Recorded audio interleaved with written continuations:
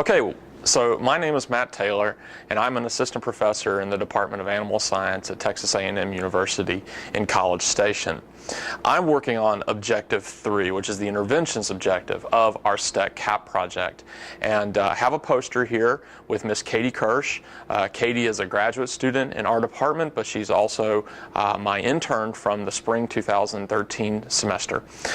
Katie's intern project was focused on procedures to inoculate the STEC-8 onto beef surfaces and to validate our method of inoculation, such that further research that's going to be going on in my laboratory as well as other laboratories at Texas A&M University and other collaborators' laboratories across the country for the sake of intervention application could be completed. Inoculation procedures need to be first validated before intervention procedures can really be tested to their maximal potential. So you can view the poster here if you're at the annual meeting, but we'll be doing a little more work and then anticipating putting a publication together. My future work, my real role in this project is to evaluate the utility of biopreservatives, principally lactic acid bacteria and bacteriophages. I've recruited Ms. Kirsch as a graduate student to complete the lactic acid bacteria phase of that research, and we have already got a relationship with one of the two commercial lactic acid bacteria FSIS approved antimicrobial suppliers. So we're going to be working with that company to supply us with their antimicrobial. We're going to be testing it and validating it for STEC-8 reduction on beef product surfaces, specifically beef subprimals as a model product, as well as one where this antimicrobial would be approved by FSIS.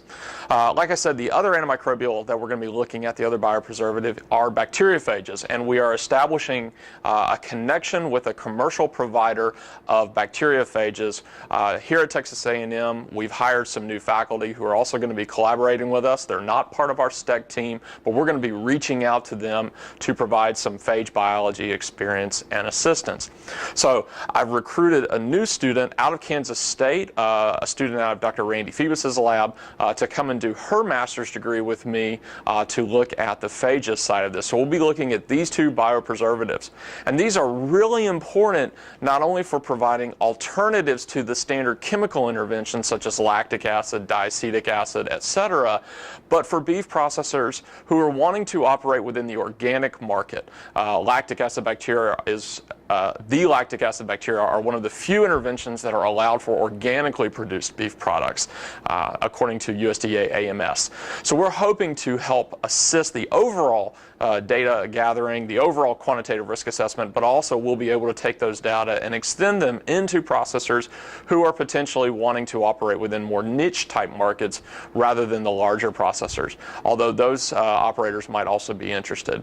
So this is where we're working within this project, and at the end of year 5, my plans, my anticipation is that we will have two very well collected sets of data that will elaborate the utility of the lactic acid bacteria as well as bacteriophages for the reduction of the STEC-8 on beef product surfaces. I'm working in conjunction with other STEC collaborators at Texas A&M, specifically Alejandro Castillo, Davey Griffin in our Extension Meat Science group, as well as Gary Acuff in the Texas A&M University Center for Food Safety.